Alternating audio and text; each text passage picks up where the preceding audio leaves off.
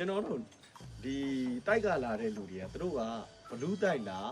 ငကားတိုက်လားဆိုပြီးသိကျင်ကြတယ်နောက်ဘလူးတိုက်ရဲ့ဇယိုင်းလက္ခဏာငကားတိုက်ရဲ့ဇယိုင်းလက္ခဏာတွေဘလူးတွေဆိုတော့သိကျင်တဲ့အကြောင်းကျွန်တော်ရှင်းပြပါမယ်နံပါတ်1ဘလူးတိုက်နဲ့ငကားတိုက်မှာတူညီတဲ့အချက်တွေရှိတယ်အညှိုးကြီးတာရယ်ဒေါသကြီးတာရယ်ဂရိသစ္စာတီးတာကိုကြိုက်တာရယ်အဲ့ဒါတွေကတူကြတယ်ဒါပေမဲ့ဘလူးတိုက်နဲ့ငကားတိုက်မှာအထူးသဖြင့်ကုတိတာကွဲပြားတာကအလိုရမတ်ကြီးတာရယ်တဏှာကြီးတာရယ်နောက်ပြီးတော့ဒီကျွန်တော်တို့ဒီလူပြည်ကိုရနေတဲ့ဘလူးတိုင်းကလူတွေဆိုရင်လက်ပါချီပါတတ်တဲ့ဟာမျိုးတအားဆွာတယ်ဗျာထစ်ကနေဆိုစော်ပြီးသားတိုက်တွေထဲမှာ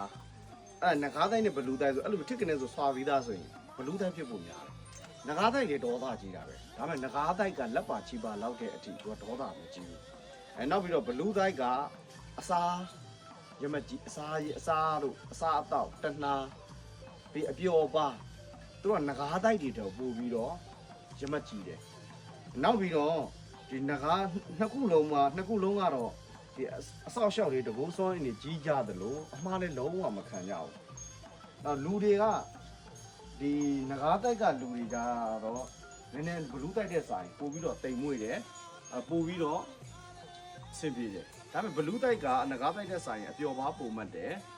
အဲ့ဒီအတွက်ကိုအမှားပုံများတယ်နောက်ပြီးတော့ဘလူးတိုက်ကလူတော်တော်များများကစော်လဲကြည့်ကြတယ်ငကားတိုက်လိုပဲစော်ကြည့်တယ်ဘဲကြည့်တယ်ဗျာပြီးရဆန်းနေပွင့်လန်းကြတယ်ဒါပေမဲ့အကုန်လုံးလိုငကားတိုက်ပဲဖြစ်ဘလူးတိုက်ပဲဘဲတိုက်ပဲဖြစ်နောက်ပိတ်ဆုံးညရအသေးခွဲကြတာ